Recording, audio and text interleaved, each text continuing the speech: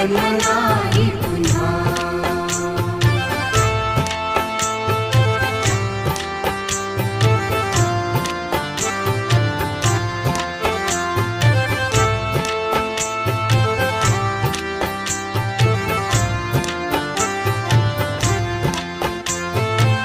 हा जन्म आहे सद्गुरु कृपेचा, हा जन्म आहे सद्गुरु कृपेचा, हा जन्म आहे सद्गुरु कृपेचा। हरि ओम स्वामी समर्थ म्हणा,